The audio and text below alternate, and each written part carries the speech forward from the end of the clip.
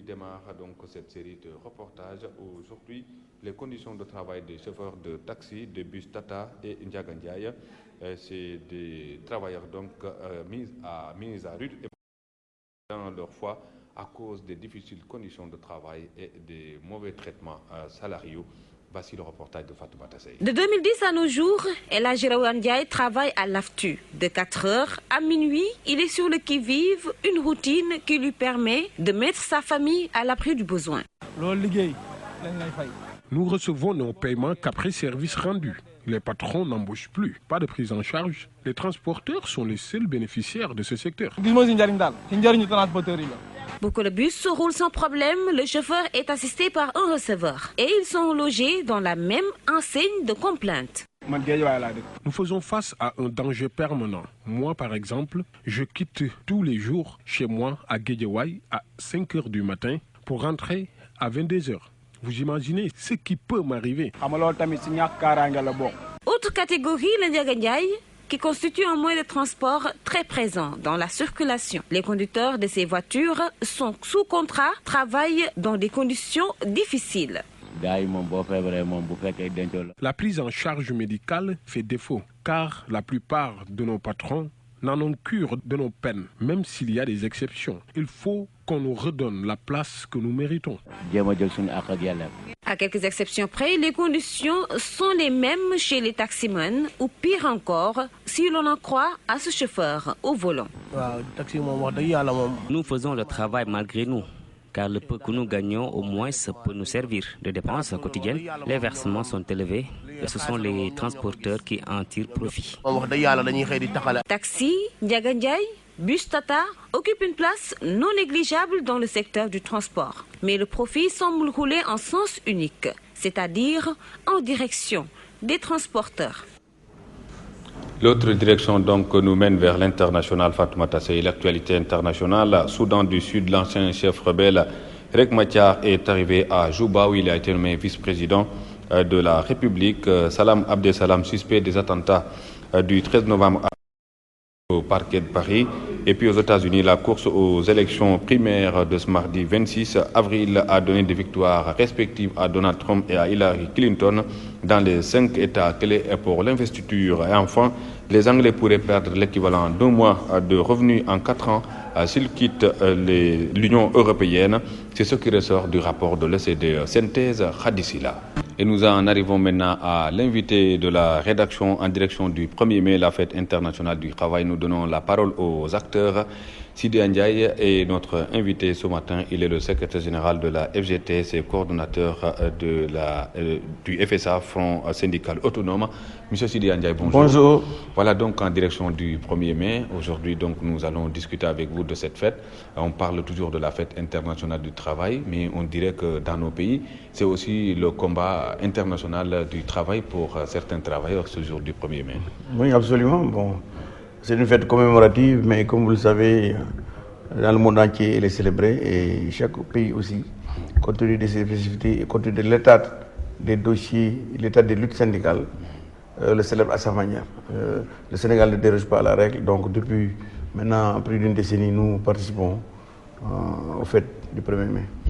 Et vous participez à ces fêtes du 1er mai, vous déposez vos cahiers de doléances, mais à chaque fois donc les mêmes cahiers reviennent, les mêmes doléances reviennent. Est-ce que cela signifie qu'il n'y a pas d'avancée, de solution, sinon de résultats donnés à vos doléances?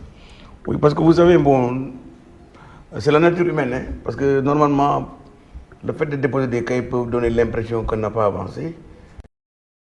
Comme on le dit quelqu'un, chaque fois qu'une doléance est satisfaite, il y a un autre qui naît.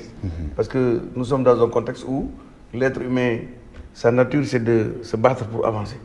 Or, tout le monde sait que les travailleurs en général ne seront jamais satisfaits de leurs conditions sociales d'existence et de leurs conditions de travail. Pour la simple et bonne raison qu'en général, les employeurs, les gouvernements, en tout cas, ne font pas d'efforts pour vraiment rehausser leur niveau de vie. Donc il faut que chaque jour on se batte, à chaque jour sa peine pour avancer. Donc c'est la raison pour laquelle la revendication ne finira jamais. Parce que c'est l'être humain qui est comme ça. On a toujours tous aspiration à vouloir aller de l'avant. Et pour cela, je crois qu'il faut se battre pour... et ce que les gens oublient, c'est que ce sont les organisations de travailleurs qui sont à la base des progrès sociaux en général. Parce que nous nous battons à côté des masses. Les masses doivent se battre pour que chaque jour, qu'on améliore d'abord leurs conditions de travail. Vous avez vu depuis la révolution industrielle, les conditions de travail dans lesquelles les gens se sont battus pour améliorer. Beaucoup d'acquis sont là à cause du travail, que ce soit la sécurité sociale, que ce soit le droit, etc., la couverture médicale. Beaucoup de choses, mais il y a aussi beaucoup de problèmes. Beaucoup de problèmes. Surtout dans notre pays en difficulté. Surtout où véritablement, il y a la précarisation que nous constatons de manière généralisée. Nous voyons aujourd'hui des entreprises se substituer, de nouveaux types d'emplois qui se créent avec de l'intérim, ou des gens que nous considérons parfois comme de l'esclavage d'État moderne, où on recrute des gens, on facture des postes à 400 000 francs et on paye les travailleurs à 50 000 francs.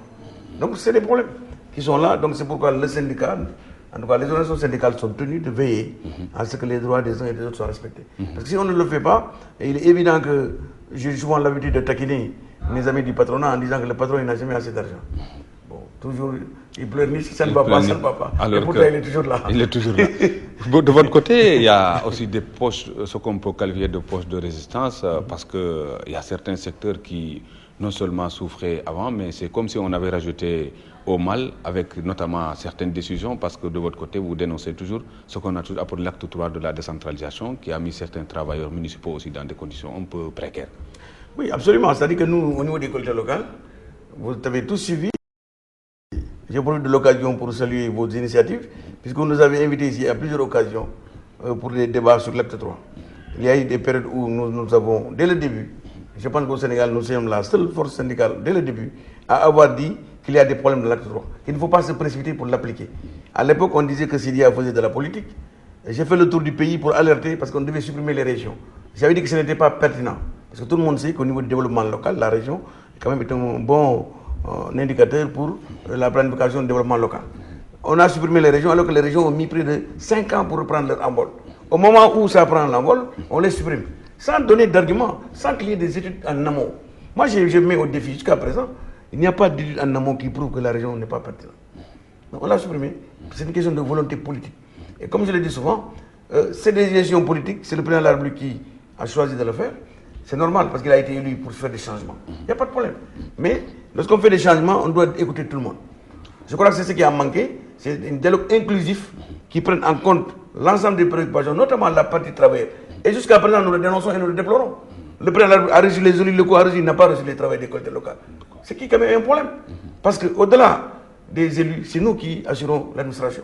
Donc on doit nous écouter. Notre opinion est extrêmement importante pour que nous puissions rectifier. Maintenant, le vin est tiré, comme on dit, il faut le boire.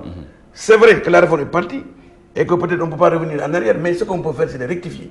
Et c'est pourquoi nous ne comprenons pas que jusqu'à présent, le gouvernement avait programmé un conseil interministériel par le Premier ministre. C'était fin février, début mars. Il y a peut-être eu le référendum. On a dit fin mars, début avril. Et jusqu'à présent, il n'y a rien. Et pourtant, nous avions arrêté notre mouvement d'humeur en comptant sur le fait que ce conseil interministériel qui devait évaluer les failles de l'acte 3 devait nous permettre de régler les questions des travailleurs. Parce qu'aujourd'hui, au moment où je parle à Ourossogui, nous avons des collègues qui n'ont pas de salaire depuis 2 mois. En Casamance, il y a depuis le mois de janvier, il y en a qui n'ont pas de salaire. Mais ce n'est pas normal. On ne peut pas appliquer une réforme dont les conséquences impactent et refuser d'écouter les travailleurs. Donc je crois que nous avons été responsables en disant que nous allons sursoir pour voir une bonne volonté de la part du gouvernement pour qu'on avance. Malheureusement, nous avons donné un délai jusqu'au 31 mars. Je pense que nous allons au 1er mai. Rien, en tout cas, ne semble nous encourager dans les ans que nous allons vers la paix sociale. Il est évident que si ça continue, nous allons reprendre la lutte. Nous considérons aujourd'hui que nous ne pouvons pas être les agneaux du sacrifice, puisque nous avons alerté à temps, et nous estimons qu'il y a des solutions qui existent. Les solutions, c'est de faire quoi? C'est de voir en sorte de renforcer les collectivités locales.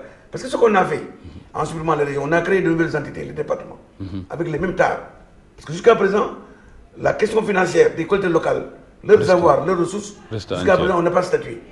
Mais je dis que ça, c'est un problème. Ça reste toujours le même. Toujours, comment peut-on faire une réforme depuis 2 ans? On pédale dans la choucroute, excusez-moi de parler comme ça, c'est-à-dire, on n'arrive pas à finir la réforme. Je pense que vraiment le chef de l'État sera interpellé. En tout cas, nous, le 1er mai, nous lui dirons que vraiment, il faut qu'on tire un trait sur cette affaire. De quoi, vraiment, nous allons fermer les collectivités locales. On attend qu'on règle les problèmes. Ce n'est pas possible. Ce n'est pas la première fois qu'on a fait une réforme au Sénégal. Depuis des années, en 72, on a réformé. En 1996, on a réformé.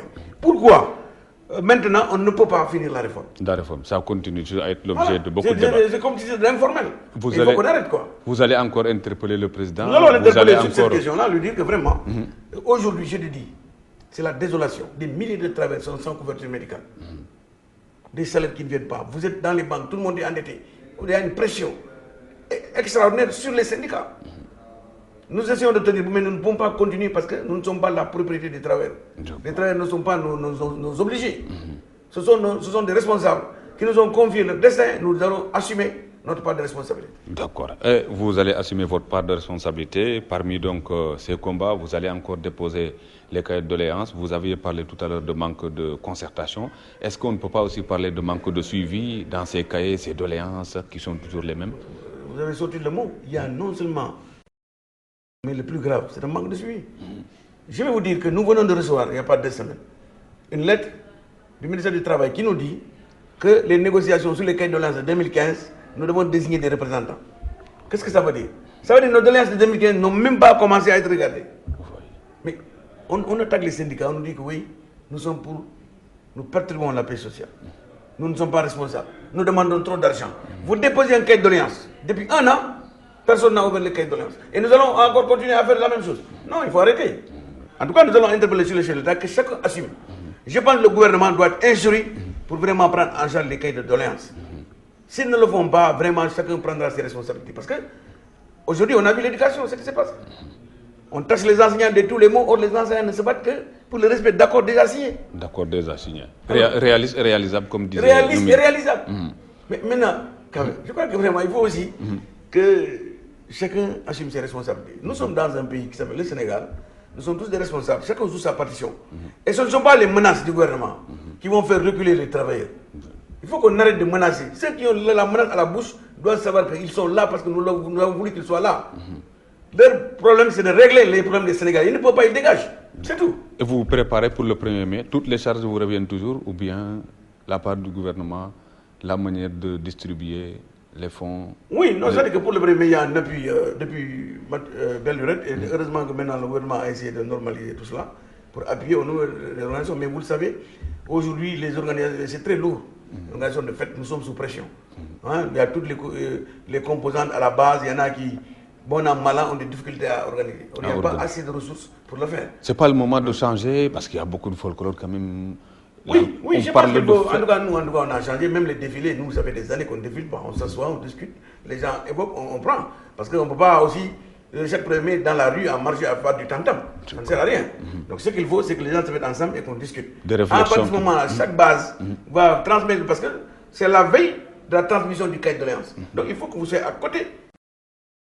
Dans des défilés, vous ne pouvez pas le faire. On ne pouvez pas, c'est peut-être montrer la mobilisation. Ouais, on a mobilisé 1000 personnes, ça ne correspond à rien. On ne peut pas méditer dans le vacarme. Vraiment. Dans le vacarme et dans le tam-tam. Je vous remercie. Vraiment, on peut méditer. Sidi Ndiaye, restez avec nous pour suivre tout de suite le journal de la culture présenté par Fatoumata Seye comme tous les mercredis. Elle va donc revenir avec nous sur la culture au Sénégal.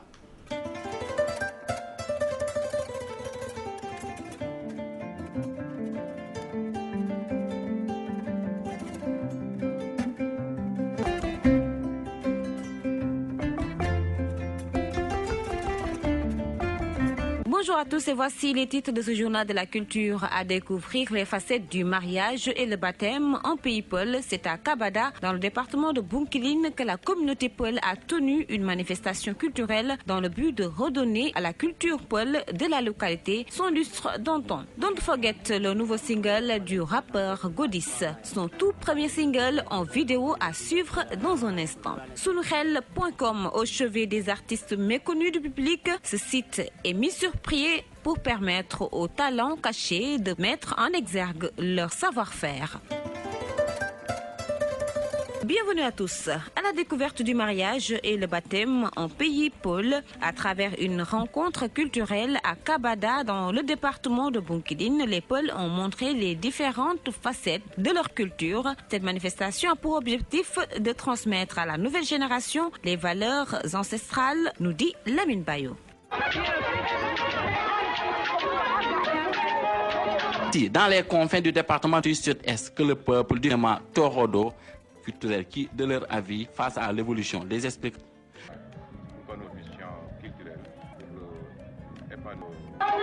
venus d'horizons divers, d'usure, juste et coutumes mandingues. Ce rendez-vous de montrer à la nouvelle génération du baptême page, Sédhiou, Lamine Bayo.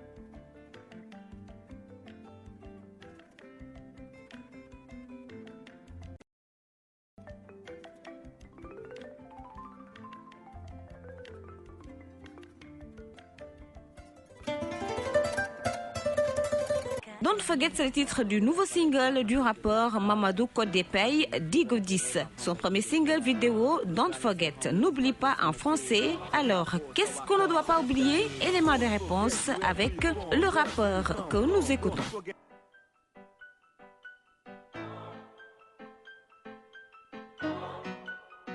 KM Music.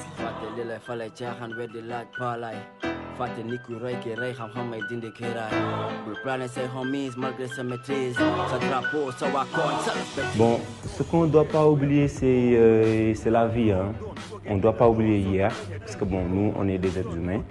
Bon, on connaît hier, avant-hier, mais le passé, mais on ne connaît pas le futur. Raison pour laquelle, bon, l'être humain ne doit pas oublier son passé, parce que c'est à travers son passé qu'il peut avoir un bon futur.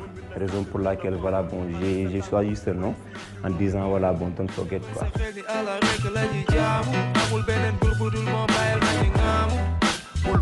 Comme je l'ai dit tantôt, bon, j'étais dans un groupe de rap, Police du rap, bon, que je salue de passage. Avec le groupe, on avait fait beaucoup de singles. Mais aussi, bon, depuis que j'ai commencé mon carrière solo, j'ai eu à faire 4 singles.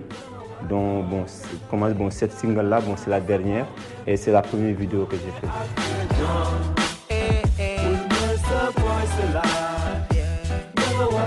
Pour un texte, on peut faire, bon, par exemple, moi, je peux faire, tant de mois, bon, juste pour un texte. Parce que voilà, là, mon objectif, c'est que, bon, si ça sort, par exemple, bon, si l'album sort, ou bien, bon, j'ai fait un single, donc que tout le monde se voit dedans, quoi.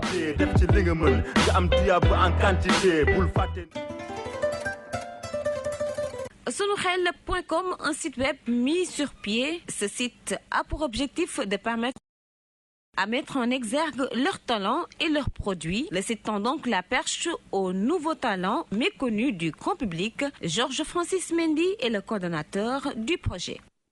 Nous avons mis sur place un projet qui s'appelle Sunuxel.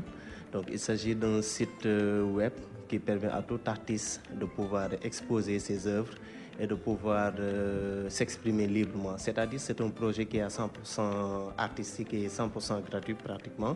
Donc il permet aux artistes d'avoir la liberté d'entrer dans le projet, sur la plateforme, de publier, de créer leur propre compte. Donc en quelque sorte, ce qui nous a poussé un peu à créer cette plateforme, c'est juste après réflexion, parce qu'on a été rappeurs. Moi et voilà, mes collègues et moi. Donc voilà, nous avons fait un petit résumé, à savoir depuis qu'on est dans le milieu, là où le bas blessé, c'était le problème de la visibilité. Maintenant, il était question de mettre sur place une formule qui réglera ça, donc d'où la présence de ce site-là qui permet à tout artiste d'avoir une visibilité, c'est-à-dire... Nous l'avons créé en décembre 2015, donc ça fait à peine juste quelques mois, disons, et nous l'avons mis en ligne le 19 mars passé. C'est tout pour ce journal de la culture. Prenez soin de vous et à mercredi prochain.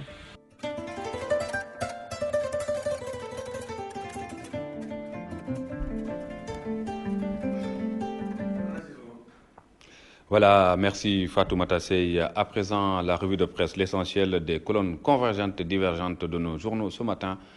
Je vous accompagne dans le commentaire des publications du jour.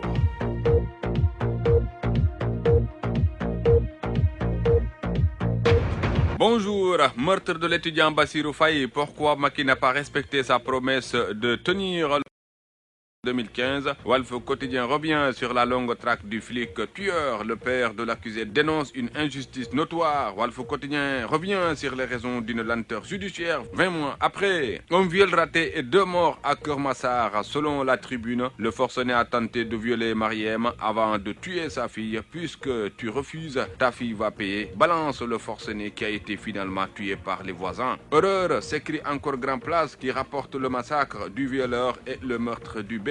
Il tire le nouveau-né du lit, le jette au sol et le piétine. Il mord la dame à 6 reprises pour la violer. Le bourreau lynché à mort par la foule dans sa chambre, révèle encore Grand Place. Le foncier met le feu à Ouakam. Le populaire souligne la violence et revient sur les raisons de la colère des jeunes lébous. Les populations qui s'opposent à l'octroi de plusieurs hectares de terre à Mbakioufay. Le mis en cause qui dit détenir un titre foncier en bonne et due forme accuse un Diaraf qui serait derrière les jeunes. Feu Intifada affiche le journal L'Évidence. Ce qui est évident pour Rémi Quotidien, le cumul de mandats qui existe au Sénégal. L'État identifie une liste noire avec une apériste reine de cumulards. L'apériste Yatta Sow, vice-présidente de l'Assemblée nationale, première vice-présidente du conseil départemental, maire de sa commune de Ndiayen Pendao. Elle est également députée présidente de la commission santé affaires sociales dans l'association des conseils départementaux du Sénégal. Diouf Sarr, sabre des apéristes, Indéclasse Quotidien, le président du conseil départemental de Salémata, subit le même sort qu'Aïda Mbodj, Daouda Dia, Yatta Sow, Inti Boiro, Hadj Cissé. Dégraissé, résume le journal. Pour le cas d'Aïda Mbodj, Maître Wade appelle à la résistance, montre regard au quotidien. Le journal qui nous dit que la destitution d'Aïda Mbodj de son poste de président du conseil départemental de Bambey continue de soulever des vagues de dénonciation après les plus hauts responsables du Parti démocratique sénégalais PDS qui ont indiqué qu'ils ne laisseront pas passer. C'est au tour de leur mentor d'élever le ton depuis Marseille où il se trouve. Conseil départemental de Bambey. Aïda Mbodj engage la guerre, fait observer l'observateur. Les détails de sa lettre adressée à Diouf Sarr dans le journal. Le recours devant la Cour suprême. Son frère Atré Fatoussen devant la justice, rapporte encore le journal L'Observateur. Dans Zoom Info, Moustapha Diakhaté parle. Nous sommes les boucliers du président Macky Sall. Aïda Mbodj est tombé sous le coup de la loi. La libération de Karim Wade n'est pas à l'ordre du jour. Détenu de Guantanamo, le Sénégal a affiché une attitude humaniste. Le Sénégal n'a aucun problème avec la Gambie. Moustapha Diakhaté est dans Zoom Info ce matin. Dans le quotidien, le PDS dans une colère bleue. Destitution d'Aïda Mbodj. Installation de Aliou Sow à l'Assemblée nationale.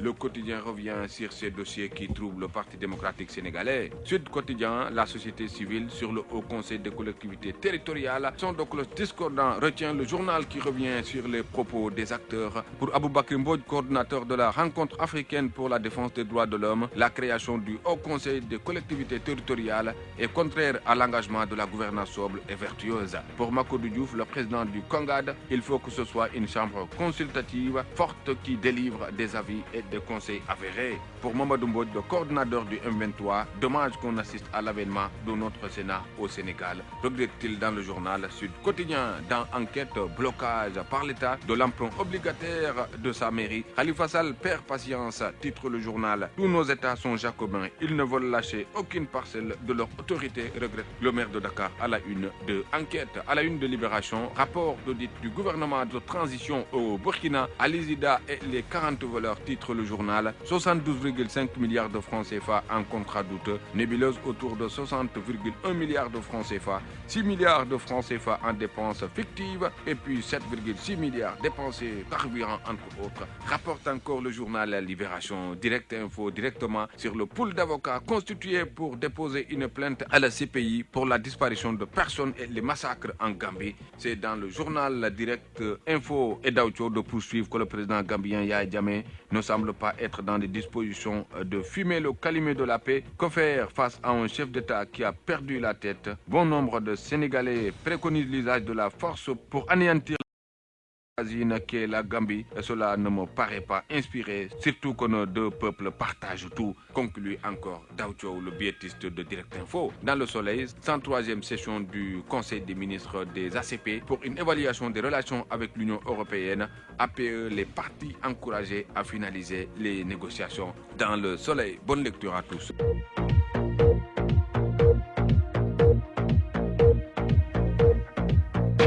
Merci à toutes les équipes techniques et rédactionnelles qui m'ont accompagné dans ce magazine. Rendez-vous vers 14h30 pour le Wolof. Merci d'avoir suivi. Au revoir.